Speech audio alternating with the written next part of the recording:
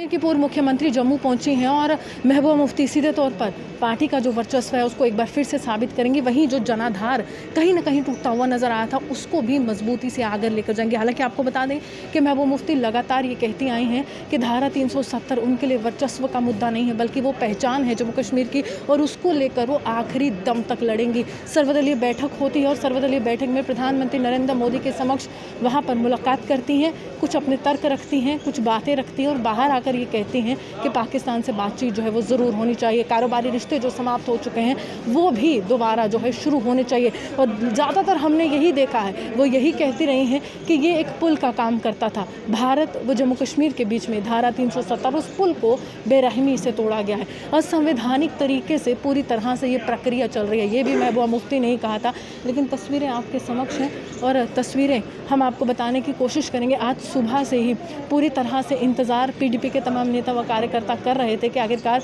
महबूबा मुफ्ती कब जो है वो जम्मू आती हैं और कब जम्मू पहुंचती हैं। और बहुत से प्रतिनिधि मंडल जो हैं इनसे मिलने की कोशिश करते हैं, मुलाकात करने की कोशिश करते हैं और उसी के साथ साथ कुछ अपने मुद्दे भी उनके समक्ष रखते हैं। हम ये नकार नहीं सकते हैं कि जम्मू कश्मीर की राजनीति का अहम चेहरा महबूबा मुफ्ती भी रही हैं। पिछली सरकार महबूबा मुफ्ती ने बीजेपी के साथ बनाई थी और पिछली सरकार जब बनाई गई थी उस समय सबसे बड़ी पार्टी अगर कोई उभर कर आई थी वो पीडीपी थी। लेकिन अब किस तरह से राजनीतिक सुगबुगाहट एक बार फिर से तेज़ हो गई है।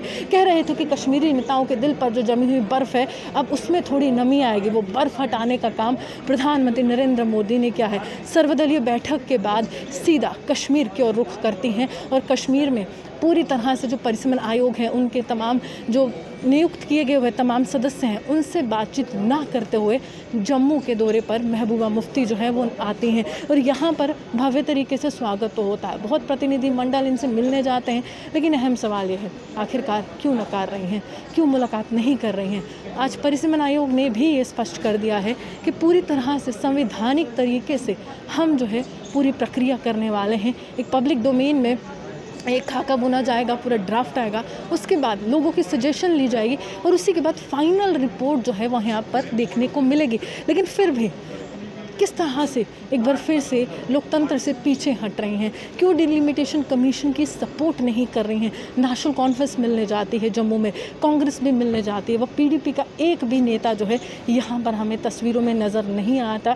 जिस तरह से हमने कल आपको न्यूज़ नाउ के माध्यम से तमाम तस्वीरें दिखाने की कोशिश की थी, लेकिन आज एक बार फिर से राजनीति गरमाई है, एक बार फिर से राजनीतिक समीकरण जो है वो बदलते हुए नज़र आ रहे हैं और एक बार फिर से जम्मू कश्मीर की मुख्यमंत्री जो पूर्व में पूरी तरह से महबूबा मुफ्ती एक वर्चस्व रखने वाली महिला भी मानी गई हैं जम्मू कश्मीर की राजनीति में, वो जो है जम्मू पहुंची हैं, जिसके बाद पूरी तरह से तस्वीर जो है बदलती हुई नज़र आ रही है। क्योंकि एक अकेली ऐसी ही नेता मानी जा रही हैं जो पूरी तरह से विरोध कर रही हैं केंद्र सरकार का जो तमाम प्रक्रिया जो होने वाली है परिसीमन की। क्योंकि आयोग ने ये स्पष्ट कर दिया है कि मार्च तक ये जो है पूरी प्रक्रिया जो है उसका समापन हो जाएगा।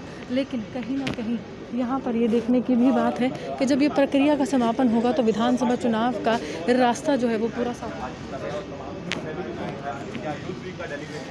और पूरी तरह से जब रास्ता